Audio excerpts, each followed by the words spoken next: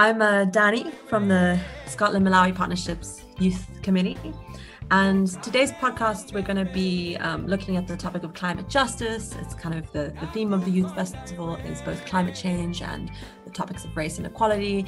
And so we're sort of looking to bring these two topics together today. So we're going to, through different perspectives and stories, particularly through the reflections of young people engaged with environmental activism and climate change work more broadly. We're kind of looking to unpack this topic and how it is understood in different contexts, such as between Scotland and Malawi, and different across different lived experiences. So first, we're going to be speaking to someone who has an interesting perspective on this topic, Muthi from Baseflow.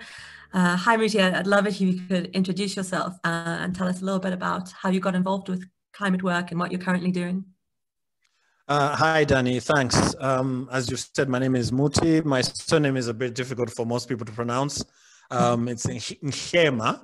So you have to do a thing with your tongue. So most people are not able to say it. So I just say Shema is fine. But if that's even difficult, just call me Muthi. It's okay. Do not call me Mr. Shema because that's my father. I'm I'm a Malawian, as you can tell by my sense of humor. And I work in the water sector in Malawi for an organization called Baseflow. And it works primarily in the water sector, focused on groundwater issues. But if I was to categorize what we do in the context of climate justice, we have two buckets of work. I would say it's around resilience building of local communities, as well as social accountability of stakeholders, particularly those that claim to install resilient water supply systems, but that are not actually resilient. So, so those are the kind of two buckets of work that we do around climate justice. Brilliant, thank you. And I was wondering if you could reflect a bit on the impact that colonization has had on Malawian agency to define the climate crisis in its own terms, to suit its own needs and efforts. What your thoughts are on that? Wow, okay, that's a very heavy topic. Yeah, it's a question that I've been reflecting on, and I think also within the context of Black Lives Matter, I do understand where this question has come from. And I've been thinking quite a lot about it when you asked it, because it was quite challenging, but it also made me think, is there some impact of colonization on Malawians in terms of their agency? It's funny, as I try to unpack it, you actually took me down a rabbit hole that I didn't intend to go down. And I think for me, one of the things I was asking myself is can we objectively observe the impact of colonization on the agency of Malawians? And I would say not really. Because if you look at the kind of work that we do, particularly the work that I do in the rural communities, like, for example, some work that we do around climate justice just close by here. If you went to a rural person and asked them that very same question, they would probably be confused. And they would wonder, like, what are you on about? And that is because the reality of most Malawians here, they're really struggling with very basic needs, very basic requirements. And the question of whether colonization has an impact on their lives is one that they don't even consider. To them, even think about how David Livingstone impacted their lives right now is a very far-fetched question. Yeah. But I want to take this more from the perspective of some reflections I've had after I saw this question, particularly around Black Lives Matter. I know that, for example, as Scotland, you're going through your own journey in terms of trying to decolonize academia, decolonize development. For example, right now, I know the Scottish government is very interested in trying to listen to Malawians, and that's a very welcome development.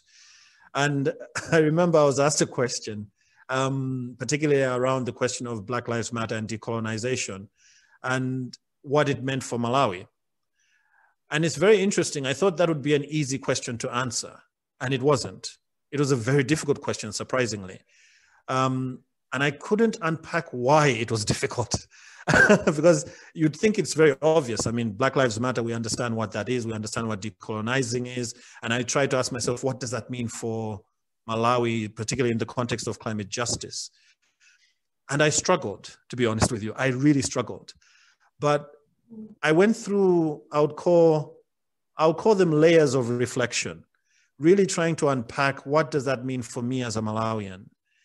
And I think I went through 3 layers of reflection that I wanted to just share, particularly around the idea of, let me talk about Black Lives Matter, but I'll come back to decolonization. The idea of Black Lives Matter is one I think as a people, as global citizens, we agree is an issue that we need to tackle, looking at how segments of the society that have been sort of objectified or forgotten in the economic growth, the neoliberal economic growth that we've witnessed. It's making us think about those things. Now, when I was looking at Black Lives Matter and trying to unpack it, because the struggle I was having was, it was kind of like a mismatched jigsaw puzzle. I couldn't take Black Lives Matter and contextualize it to a Malawian context. I was struggling, and I didn't understand why. Now, when I was unpacking it, I realized there was a first layer of reflection that I needed to peel off. And that first layer of reflection was that Black Lives Matter is an American export. It's something that is inherently American. And with that comes the narrative of Jim Crow, the narrative of slavery, and in the case of Malawi, it would be decolonization, and the narrative of police brutality. Now, all these things are important, but they're by and large important to the American experience. That's not the experience of Malawi. That's probably not the experience of the United Kingdom, but obviously you'd be better placed to comment on that.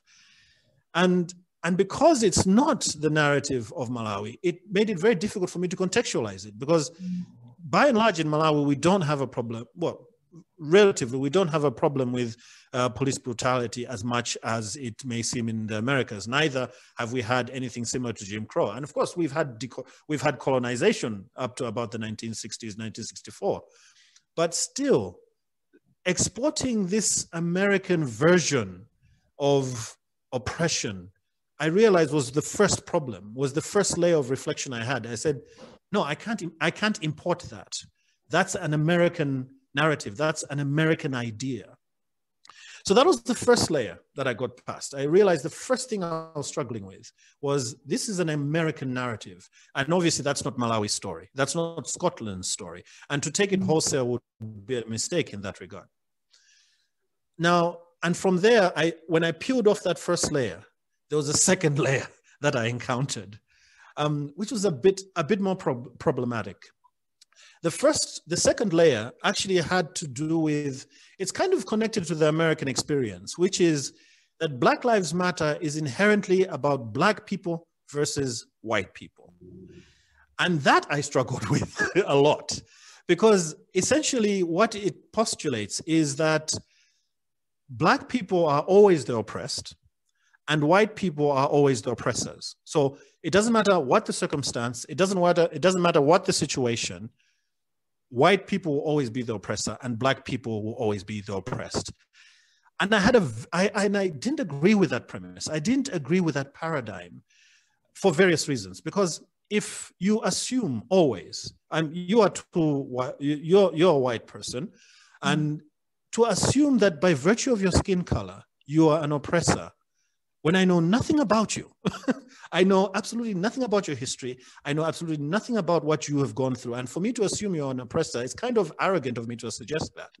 But the problem with assuming that someone is an oppressor, someone like a white person, for example, who wants to do better, who wants to be an ally, would then be forced and would struggle with that, because then they're like, okay, what do I do if I'm an oppressor?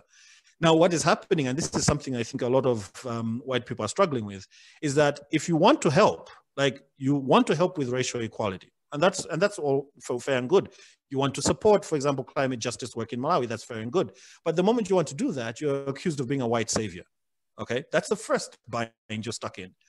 And then if you choose to not do anything because you want to give Black people like myself the space to speak, you are accused of white violence by virtue of your silence, or by propping up white supremacy. So as white people, you're kind of stuck in a kind of bind by virtue of you being called an oppressor. So even if you want to make a difference, you're kind of stuck either way.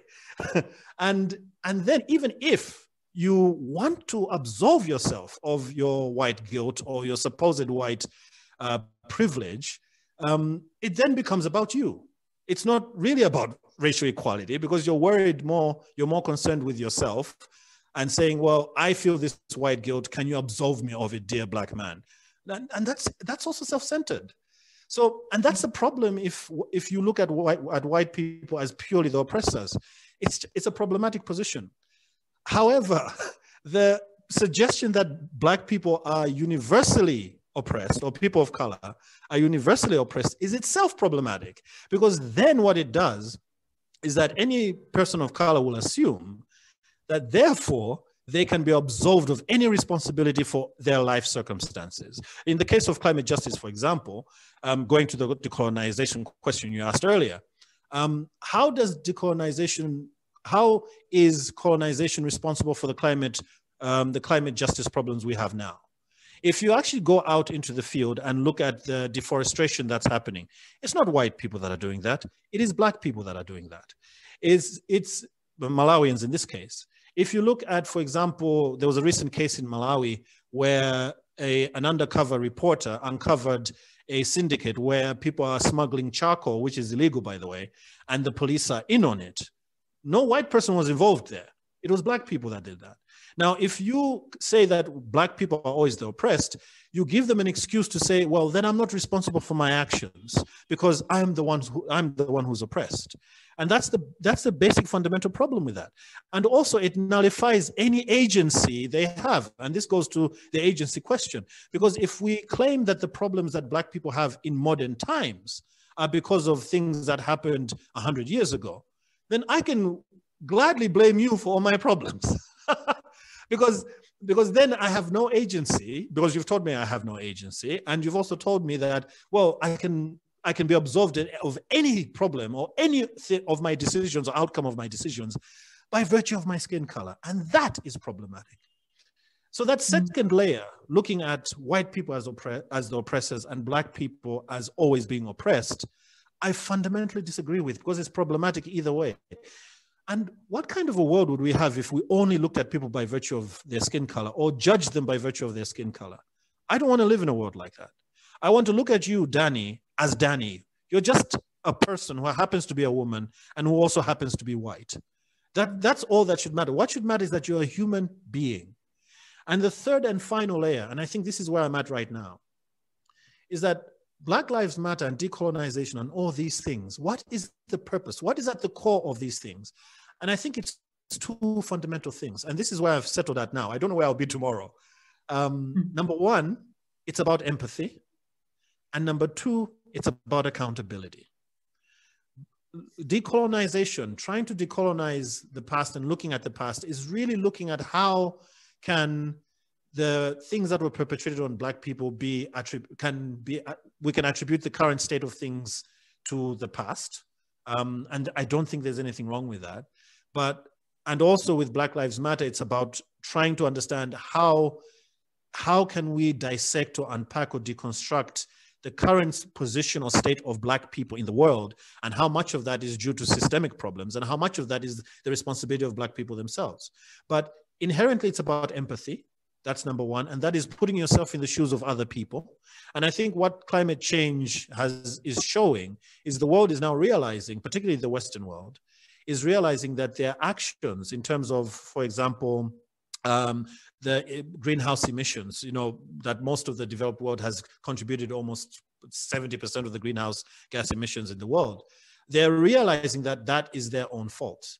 And that is something that needs to be rectified, or that is something that has to be corrected. And that is an acknowledgement of their mistake. And that is their empathy. And they are also acknowledging that they need to be accountable for that. And this is why, for example, the Scottish government has made the investments it's had in terms of climate justice.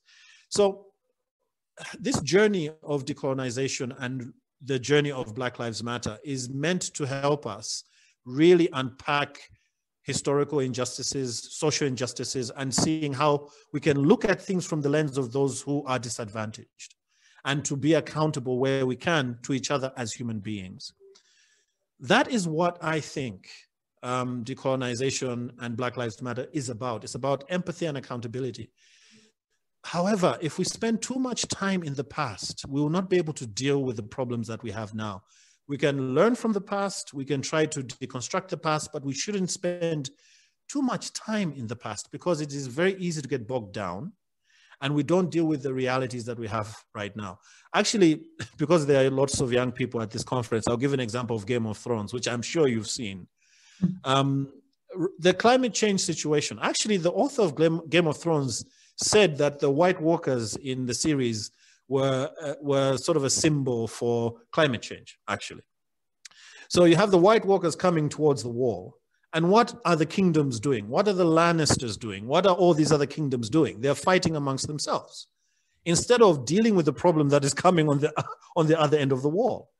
That to me is what I feel is the risk we have if we spend too much time deconstructing the past, rather than dealing with the present danger of climate change and the physical danger that it presents to the rural poor, particularly here in Malawi. We will spend a lot of time deconstructing things. You asking me how I feel as a Black person about your white privilege. We can do that all day, but we have White Walkers at the gate, and they're going to overcome us if we do not learn what we need to learn, but we need to focus on what do we do now to solve the problems that we have now in this moment. That was very long-winded, my apologies. But yeah, so that would be my comment or feedback to your question, which is, yeah, kind of long-winded. Yeah, no, thank you so much, Muthi. That was such an interesting take. I really, really enjoyed what you had to say about that. And I guess just as a quick follow-up, I think, yeah, it's very, very interesting. I think the point you made about decolonization and Black Lives Matter being a sort of quite an exported concept that doesn't sort of prove completely relevant in every context, I think is really key here, because I think the whole sort of point of climate justice as a concept, as I've understood it in its emergence, is, you know, a concept to better understand how the climate crisis and social issues are intricately linked, and sort of, you know, people and planet can't be separated out. You know, there's no necessarily solving the climate crisis without also at the same time looking at social issues. And I think that it's a crucial point that I think what has happened during the climate, sort of with the emergence of climate crisis narratives, is definitely a centering of certain sort of dominant people or countries' perspectives on, you know, setting the agenda for how we move forward in our climate struggles. And I think that's maybe, you know, why I initially centered decolonization, but I think any kind of equivalent topic it's important. I think it has become more important in climate justice discussions in the UK, to understand how do we make sure we're not centering our voice and selling precisely. And I think that's something that you touched on. So I think what my sort of final question would just be, what do you think are the sort of the social issues that come into play with the environmental crisis? What do you think is kind of the dominant thing in Malawi to be thinking about, for maybe people aren't as aware to be aware of? Yes, I think, thank you. That's a great question. I think in terms of the social issues in the Malawian context, I think you probably already know this, but in the last 6 years, we've had about 2 major floods, one in 2015 and the last one in 2019, and they were quite severe. And of course, we're having other climatic shocks in terms of droughts and other things like that, extreme climatic shocks. And of course, there are a lot. When you're really close to the detail, it's very easy to get bogged down in the minutiae of what's going on. And when you try to take a step back, I find, and this is again from my perspective, I feel the largest social problem when it comes to climate justice in my country specifically is aid effectiveness. At the moment, what you have is a lot of people wanting to come and help, and that is more than welcome. There are a lot of people who clearly want to support the effort and try to help communities come out of their situations, particularly to be more resilient, as you know, the kind of work that we're doing. But what is happening is the aid that is coming in is not being applied effectively, because what's happening is you've got so many actors operating in isolation of each other. So the obvious outcome of that is you have duplication of efforts, and you have wasted resources where maybe they should have been put to other use. And this is something I see all the time in my work. But there's been another outcome of that, which is quite disturbing. And this is something I've seen firsthand. What we've done by being uncoordinated with our aid efforts, and particularly when it comes to dealing with, in terms of humanitarian efforts, trying to deal with climatic shocks, resilience building. The major problem I've seen is we have created dependencies on us in the rural communities. I want to give an example of what I mean. In one of the, maybe I can give an example of what's happening further south. About 2 years ago, a local chief in a certain village actually told organizations that wanted to come in and support. He specifically told them not to support certain households in his village. And when he was asked why, he said, well, during the last flood, they were told to move and they didn't. And they're choosing to stay where they are. And the reason why they're choosing to stay where they are is because they know that every flooding that happens, NGOs will come running to help. So what's happening is we've incentivized a very perverse behavior where people do not want to be resilient because they know they'll get resources in return. And again, in some of the work we've done, I've presented this to the Scottish government in some of our reports, where we are trying to make people resilient, but they do everything in their power to not be resilient. So for some reason, I'll give you one specific example. We were trying to help a community do irrigation farming. So we're trying to this new method of irrigation farming, and we trained them. We did all the training and such. And then what happened was other community people told them not to work too hard, because if they worked too hard, they wouldn't get any kind of support from us, because it would be seen like they don't need us, which is kind of the point. I want you not to need me. I want to build your capacity so that you don't have to come to me for help. But the thing is, they want NGOs to still be around because we've incentivized, actually, if you want to talk about agency, you talked about colonization and agency, actually, aid ineffectiveness has hampered the agency of people to be resilient, because the aid is not being used properly and communities are taking advantage of our bumbling so that they can get financial help. And oh man, it's amazing how this happens, because they've sort of figured us out. They've sort of gamed the system, because you can go into a village with your help, like, you want to come in with food or whatever help you want. They'll receive it. And then in the very same afternoon, someone will come with the very same support, and they'll tell them, oh, nobody came here to help us. Thank you for helping us. This is what we've incentivized in the rural communities. And that is a bigger danger to agency than colonization is. So, and the solution to that is obvious. It's coordination. It's people talking to each other. It's people sitting at the table and working and collaborating. But unfortunately, there isn't the appetite or incentive for that. You don't get a reward from a donor, for example, for coordinating better, because what coordination means is that you save money, and nobody wants to remit the money back. So everyone is going to keep doing what they're doing because the incentive is to spend money, not to spend it effectively. So yeah, that would be a major social problem I see in Malawi. Climate change is a major problem, and the solution is to build the resilience of local communities. But because we are not coordinating properly, we have incentivized a perverse behavior in communities.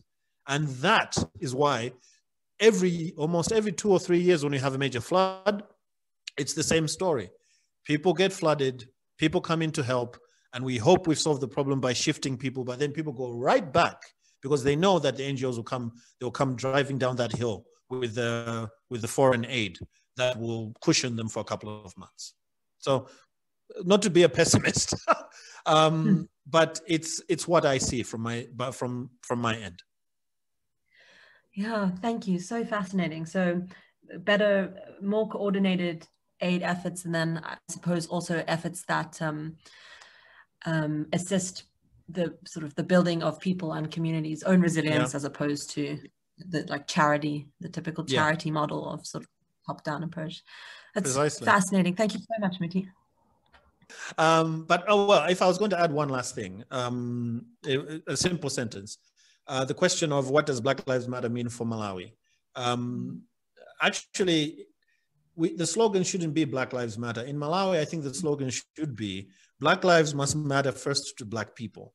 That is particularly important to me because, like I said, the American export of racism, slavery, it's relevant to the American experience, and that's fine.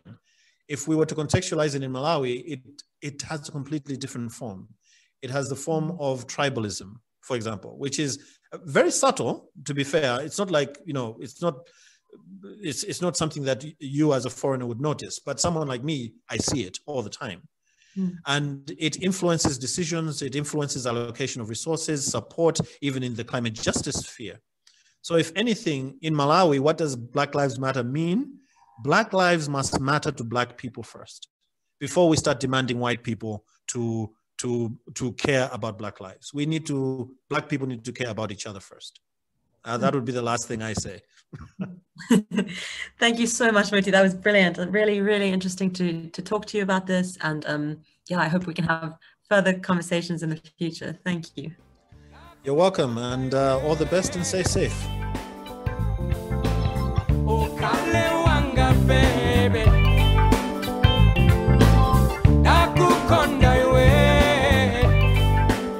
And now we're going to hear further reflections on this topic from a climate activist based in Scotland. We've got Joe Becker from the Yikes podcast here. Joe, really excited to have you with us today. Maybe you can introduce yourself and tell us a little bit about what work you're currently doing. Yeah, thank you so much for having me. I'm a climate activist. I've been doing climate organizing and activist things for the past 5 years here in Scotland, where I did I guess my studies around environmentalism. I'm currently doing my master's in sustainability and behavior change, or system change, really.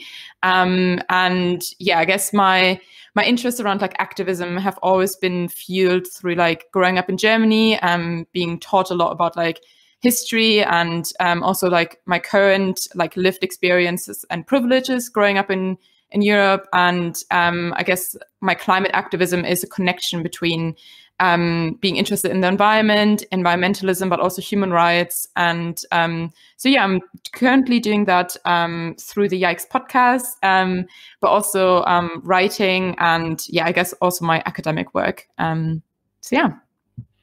Brilliant. And I guess that follows on nicely. I was wondering if you could reflect on how empowered you feel to engage with environmental activism, and what factors do you think influence this, and how has this maybe changed over time?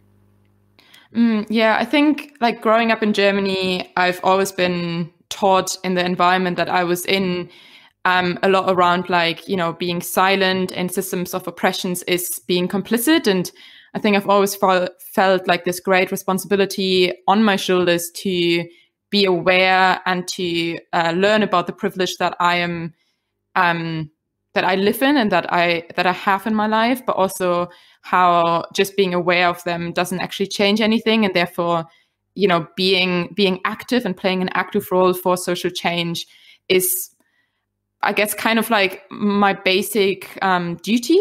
And so, in that reason, also the context that I live in. Being in the political climate that I am in here in Scotland, it's very actually safe and easy for me to engage in activism as a white woman and with a German passport. So I'm afforded a lot of these privileges that I feel like I have a duty to act on. And I guess growing up, like I was always taught kind of in the environmental spaces that I was really interested in, that, you know, climate change can be solved through a few little behavior changes. But actually, the more I learned, the more I got overwhelmed with, you know, like how can refusing a plastic bottle or something like change, you know, such an impending crisis that is actually so interlinked with other systems of oppression as well. And I think that kind of like led me to this idea and like the understanding that like collective agency and collective change is really the necessity and a foundation for tackling climate change. And through learning that, I found, and like that's how I feel empowered, you know, through communities, through my community and also other communities, and this collective drive for better futures. Yeah, brilliant. And I think that nicely kind of just bringing it back to the drawing board. Maybe you could share with us how you understand climate justice and why do you think that it's important? Yeah, I guess, you know, when we look at like sustainability, obviously such a buzzword, I always think of like sustainability as more of like we're trying to kind of reduce environmental pressures or environmental harm. But climate justice is a lot more about like going to the root causes of what has created this climate crisis in the first place. And a lot of that looks at the historic and the current injustices around capitalism and patriarchy and colonialism and gender and racism. And so like, you know, looking at the intersections and how the climate crisis is not just a product of, but also a target for other injustices, and how we can use this like, you know, collective approach to tackling these crises, because in the essence, like climate crisis is just an aggravator of other injustices. And you know, while there are obviously like different degrees of how people are right now experiencing the climate crisis, obviously it's real in all parts of the world. But when we look at who are at the forefront, it's those countries and those communities that have historically been exploited, and also, you know, currently are still not experiencing the justice that other people have. So for me, like climate justice is exactly like speaking to those historic and current justices, and also looking at like future generations, obviously, and how like if we don't act now, that there will be a further colonization of future generations. Yeah, brilliant. And I really love how you focus on sort of collective action. And I think that reminds me of in this conversation I had earlier with Muthi. He spoke to the way in which movements and theories like decolonization and Black Lives Matter, you know, have dominated certain conversations globally. Don't always make that much sense in a Malawian context. At least that was his opinion. And you know, I guess the reason for this sort of dominance, as he called it, is, I suppose, largely as a result of the fact that, you know, certain structural inequalities are so pervasive and widespread that we do need tools sometimes to highlight and make sense of them. But of course, there are also ways in which we have to acknowledge where there is not a universality and where we've maybe dominated certain agendas over others. And I was just wondering if you could, you know, reflect a bit on how do you think we can make sense of this point that Muthi made in terms of climate justice? I really love that point, because I guess when we think of, you know, how have we, for example, here in Scotland, come to a certain living standard that we have, you know, it is through colonization historically, but also currently, of how, you know, we depend on products that are using exploitative labor, that are, you know, extracted from the ground, from the earth in unsustainable and unjust matters to the earth, to other like non-human entities, and also the human entities that live there. And so I guess, you know, I think for us in Europe, for example, the concept of decolonization, and especially for white people, has been a buzzword over the last year, and is being whitewashed in that way, because we think that only when we do certain things around inclusion and diversity, we will suddenly have climate justice, but actually, there's a really wonderful paper that talks about decolonization is not a metaphor by Young and Tuck, and they talk about like how decolonization is essentially like sovereignty and indigenous people and communities on their own land making their own decisions. And when we look at the historical background, for example, through Scotland and in current practices as well, we don't live in a system where that is being afforded, and therefore I don't think that I as a white person, for example, can decolonize, but like anything, because that essentially needs to be led by indigenous people and people of color based on their land. But I guess where like my activism comes in is that I don't wait for that to happen, but I try and communicate within the boundaries that I live in and in my own community of like, how can we learn and how can we do anti-racist work? Because not all environmentalism is good environmentalism. A lot of bad things have come out of that,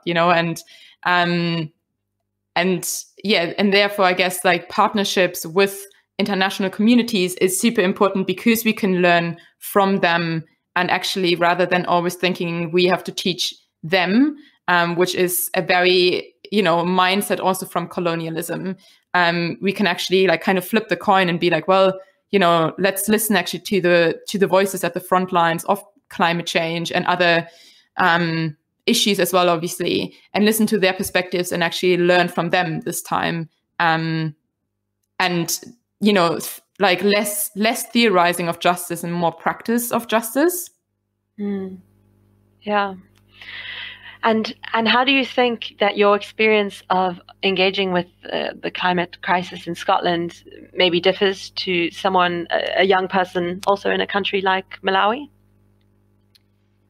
Yeah, I mean, obviously, while climate change exists in all countries, Malawi is so much, like so heavily already impacted by the climate crisis compared to Scotland, and is one of the frontline countries. And therefore, I think the realities are so different where, like my entire livelihood here is almost a bit sheltered when thinking about the climate crisis. And we see that also in the way that our country, for example, speaks about more future generations, where in Malawi is already the current generation that is suffering immensely from the climate crisis. So I think in many ways, like we have here in Scotland, we have so much to learn from the people and how they are managing, to live in super unstable conditions surrounding climate, whilst also obviously applying this to our own context and looking at like how can we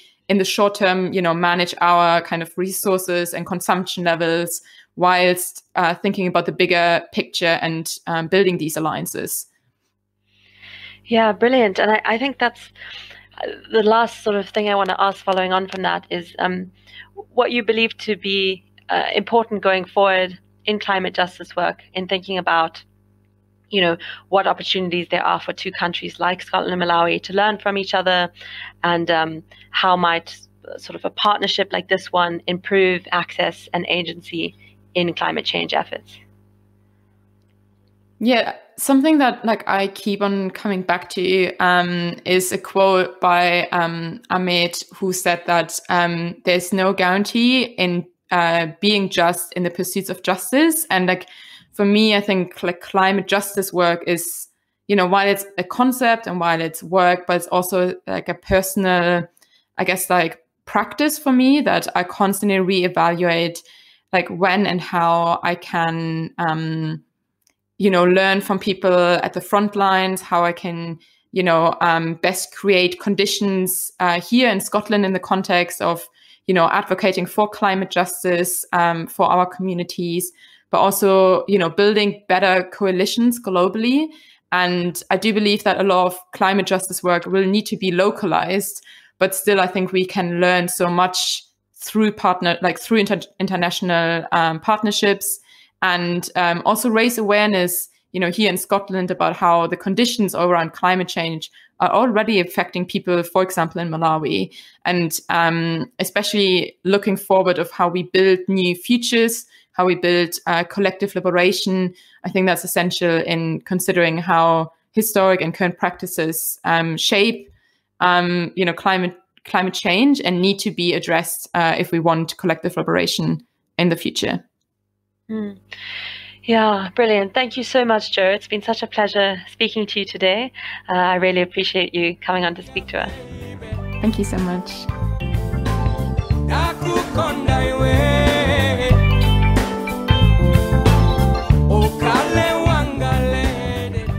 We reached out to other young people involved in climate work in both Malawi and Scotland, and we'll share with you some of the most interesting inputs. You'll hear first from Mwayiwawo Chitsamba, who is a young climate leader working with our sister office in Malawi, the Malawi-Scotland Partnership. Then we speak to Tionge Angella Banda, a personal development coach and a participant of the Rotary Youth Leadership Award based in Blantyre, Malawi. Finally, you'll hear from Ruby, a high school student based in the south of Scotland who is involved in sustainability partnerships and who recently spoke with members of the Scottish Parliament on climate issues, representing the young perspective. Hi, I'm Mwayiwawo Chitsamba from Tionge, Malawi, and I'm a climate change young leader and the Malawi-Scotland Partnership. I'm passionate about youth empowerment and environmental sustainability because climate change is affecting young people living in rural areas, most of those depending on natural resources here in Malawi. So I decided to stand up and raise climate change awareness to young people living in rural areas so that they can adapt to climate change to reduce the negative impacts of climate change. I volunteer with different organizations like MASIP to raise climate change awareness among my fellow young people, to plant trees and to manage waste. I promote climate smart agriculture and conduct climate change research experiments. My involvement in different climate change work in Malawi and my involvement in environmental activism has made me to realize that all people and communities have the right to equal protection and equal enforcement of environmental laws and regulations. And more effort is needed in Malawi in environmental activism if environmental sustainability is to be achieved. My experience compared to women in this wave of climate change, the coming in of gender equality has enabled women to take part in issues concerning climate change here in Malawi, as they are the most vulnerable group. Climate change impacts like droughts and floods has affected availability of resources like water, food and firewood. And they're making women to walk longer distances to look for this kind of resources. So I'm glad most women are involved as well in climate change, in fighting climate change crisis. Climate change crisis in Malawi differs to someone who is in developed countries like Scotland and other countries, because Malawi is more vulnerable to climate change, and we have the fewest resources to adapt to climate change crisis. Droughts and floods have negatively affected the agriculture industry as we depend on land-fed agriculture, and we can't adopt new technologies of farming like irrigation, as most farmers don't have the financial capacity to do that. While developed countries like Scotland, people can easily adopt because they have the financial muscle to adopt new climate change technologies. On issue of climate change justice, yes, it is important to acknowledge the differences because it will help countries to fight against climate change according to its own ability and corresponding with the harm it has done. Opportunities to learn from each other, Malawi and Scotland. Malawi being the most vulnerable, we have the opportunity to learn from the Scotland government. What measures and technologies are people taking to mitigate and adapt to climate change in Scotland, so that we can implement those new technologies here in Malawi? On COP26, in events like this, Malawi, more negotiation is needed. Malawi needs more support and investment in climate smart agriculture and clean energy. and we encourage more negotiations so that more support is done. Youth in Malawi are more innovative when it comes to climate change technologies. What they like most is the financial muscle to publicize their initiative. And it is an opportunity in events like this to allow youth in Malawi to display their technologies so that they can be publicized. Youth voice in Malawi has to be heard in big events like this. And I'm glad that the government of Malawi is taking some steps in making sure that youth are consulted on some of the issues that will be presented at COP26.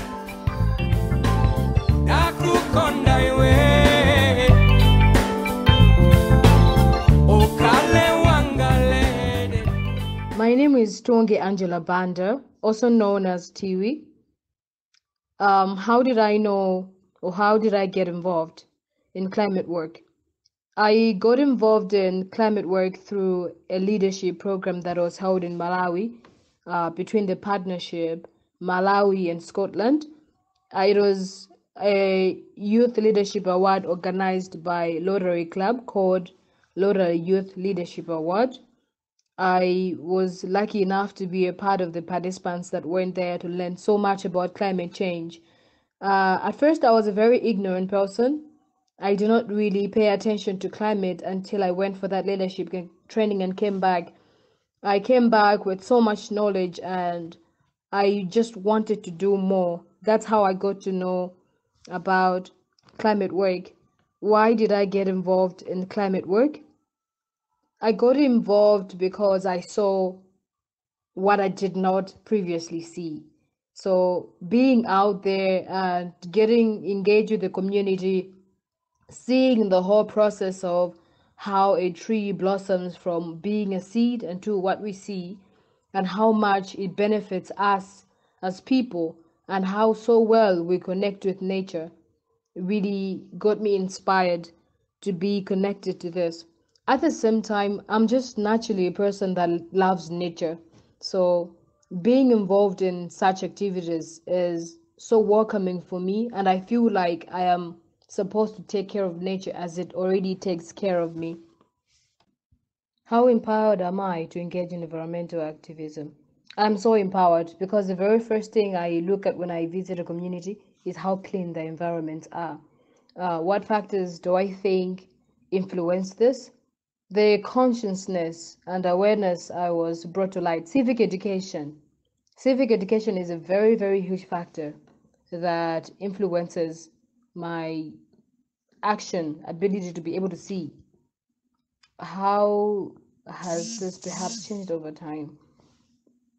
For me, it hasn't really changed. In fact, it's put me in a position where I'm able to do even more. Like I have a project at hand that I would like to work with Yohane Banda Foundation to put Ntopa community together right here in Atlanta in Bangwe, so that we can be able to take out all of the plastic that is in their environment as one way of teaching the community on how to be responsible. This survey was held and was done through a street kids assessment. But during the street kids assessment, we saw that the irresponsibility is not only coming at an individual level, family level, but at a community level. The ability where they're able to take care of the environment. So that is, for me, it hasn't really changed over time, but it has just given me the zeal and passion to even do more and further. How do I think my experience engaging with climate crisis in Malawi differs from somebody living in Scotland? Well, it's a very big difference. The biggest challenge, I think, I would say in my experience is that nature is viewed as a race thing. So it's not necessarily, okay, in short, not to be offensive, but then nature is claimed to be a white man thing, a white man thing. So it's white people that are fascinated about nature, and black people just feel like it is nothing.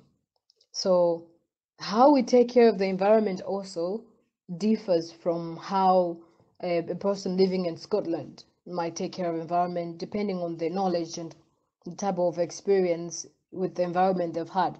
So I think environment itself and the knowledge and perception of civic education one has a very big role on what happens here. So I would say there's a very, very huge gap, and there's so much that needs to be done for people to realize that climate is something that we can all be responsible and take care of. The planting of trees and all of these things. And one other point on that is that I look at Malawi and I look at a lot of things that happen and how a lot of things are not on social media. A lot of things are not really advocated that much, and then a lot of people are not following. So if an opportunity where social content is made available and advocated much, so that a lot of young people can have an awareness, like we have a Malawi-Scotland partnership, we have this and that. If you ask a lot of people around here, they'll tell you they have no idea. But so I feel like that is an opportunity that can be created so that a lot of young people can be engaged in these activities, because young people are the ones that have to take so much responsibility into planting more trees, into making sure that we're not putting down all of these things. What opportunities do I think there could be between Malawi and Scotland? I would really have to recommend the great work that Scotland and Malawi had put together by developing the leadership program, because it led to somebody like myself to learn so much about climate and be conscious of it eventually. So if more programs like that would be put up, I think that could take us somewhere.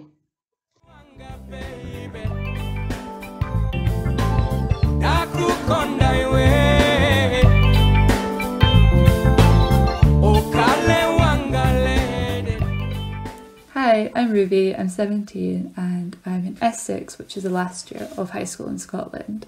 I'm part of Fridays for Future Scotland in the Scottish borders, and I decided to join because when I first learned about climate change, I felt really scared and I knew that I didn't want to sit around and let it happen. I thought that I wanted to have a positive impact on the world, however small, and the best way to do this was to campaign for a greener and more just future. I have attended climate strikes and joined organisations committed to helping fight climate change. Currently, we are in conversation with local politicians discussing their views on climate change and what they can do to help. I live in quite a rural part of Scotland, which means that it is harder to come together with other like-minded people, and there are also certain barriers to becoming greener that aren't there in more populated areas. As a Scottish citizen, I recognise that I have a lot of privilege which I can use to change the climate. As an individual, I feel I can reduce my carbon footprint through my consumer choices. Politically, I recognise that Scotland has a small impact on overall carbon emissions compared to the bigger countries. However, we have a big responsibility to reduce our impact, and I do feel like citizens will play a crucial role in that. I think that what must happen in Scotland is that people must all take individual responsibility for our actions. We have to recognise and acknowledge the true cost of our lifestyles on the planet, and use our privilege to make more sustainable choices and pressure the government to do the same. Having our views listened to seriously and not being tokenised or infantilised. Also, using social media definitely engages and reaches more young people. We could work internationally by creating personal connections with people abroad. We could learn about the other's culture, activism or struggles and use that to decide together how best to support one another. There's probably many ways to work internationally, but we have to make sure that the conversation isn't dominated by a few countries. That was 3 young voices from Scotland and Malawi. It was great to hear the inspiring work that they're doing. A huge thank you from myself and the Scotland-Malawi Partnership's Youth Committee to everyone who contributed to this conversation. For me, this served as a humbling reminder of how varied our experiences and understandings of the climate crisis and social justice issues are, and how much we can learn from each other and build more empathetic and nuanced narratives going forward. Sometimes the fear of using the wrong language or saying the wrong thing can prevent people from engaging with these topics, and this can especially be true for young people and across different cultures. I hope this podcast and our conversations going forward can cultivate an environment where young people can feel empowered to engage in conversations like these. We'll pick up on the key takeaways from today's podcast at Young Voices on Climate Justice, a webinar where I'll be hosting discussions between some of today's speakers and more. If you've missed that on the 18th of March, you'll be able to catch the highlights on the Scotland Malawi Partnership's website.